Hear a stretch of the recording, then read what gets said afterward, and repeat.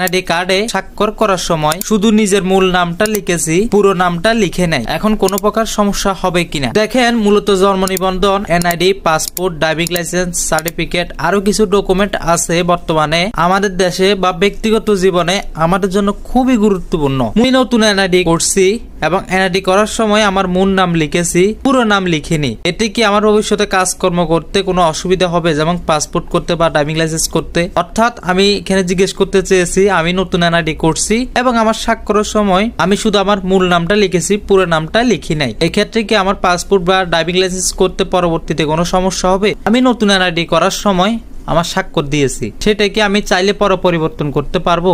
এই প্রশ্নটা শুধু আমার না, আপনারা সবাই যারা মূলত এই মূল নামটা লিখেছেন তাদের সবার এই প্রশ্ন। আপনাকে জানানোর জন্য আমি চ্যাট জিপিটিকে আবার জিজ্ঞেস করলাম, তখন আমাকে উত্তর দেন। এতক্ষণ তো চ্যাট জিপিটির কথা শুনলাম, এখন দেখি নির্বাচন অফিস আমাদেরকে কি বলে। নির্বাচন অফিস আমাদেরকে কি বলে সেটা শোনার জন্য সর্বপ্রথম আমরা যাব যে কোনো একটি ব্রাউজারে যাওয়ার পর এখানে আমি লিখবো জাস্ট এনআইডি লিখার পর দেখেন বাংলাদেশ ইলেকশন কমিশনের যে মেন ওয়েবসাইটটা আছে আমাকে এটাতে সরাসরি নিয়ে আসছে। আমি জাস্ট এখন এখান থেকে সর্বপ্রথম যে ওয়েবসাইট এটাতে ক্লিক করব। ক্লিক করার পর দেখেন আমাকে একটি নতুন ইন্টারফেসে নিয়ে আসছে। এখান থেকে আমি জাস্ট একটু নিচে স্ক্রল করব।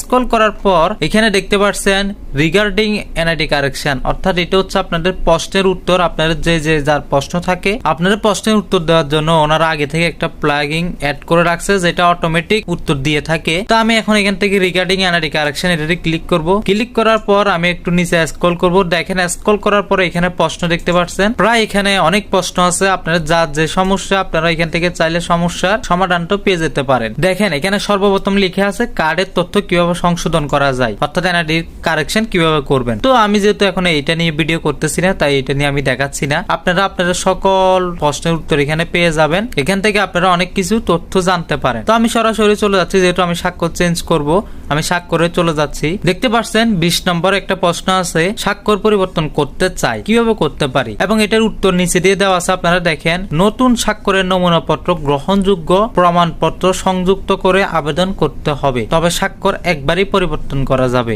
অর্থাৎ আমাদেরকে চ্যাট জিপিটি যে কথা বলেছেন আমাদেরকে নির্বাচন অফিসই সেম কথা বলতেছেন। তার মানে বুঝাচ্ছে আমরা যদি কোনো স্বাক্ষর একবার দিয়ে থাকি এটা আর কখনো কোনোভাবে চেঞ্জ করা সম্ভব না, একবার পরিবর্তন করা যাবে, এর বেশি আর যাবে না। অর্থাৎ আপনি যদি একবার দিয়ে থাকেন আর এটা চেঞ্জ করতে পারবেন না। হয়তো এমন হইতে পারে কালকে আবার নতুন আপডেট আসবে যে স্বাক্ষর আপনি পরিবর্তন করতে পারবেন। যেমন আপনি ছবি পাঠাতেছেন, আপনি স্থায়ী ঠিকানা চেঞ্জ করতেছেন, আপনি আপনার নাম, জন্ম তারিখ, অন্যান্য সকল তথ্য চেঞ্জ করতেছেন, ঠিক তেমনই ভাবে হঠাৎ দেখতে পাবেন একদিন এরকম কোন একটা আপডেট দিয়ে দিবে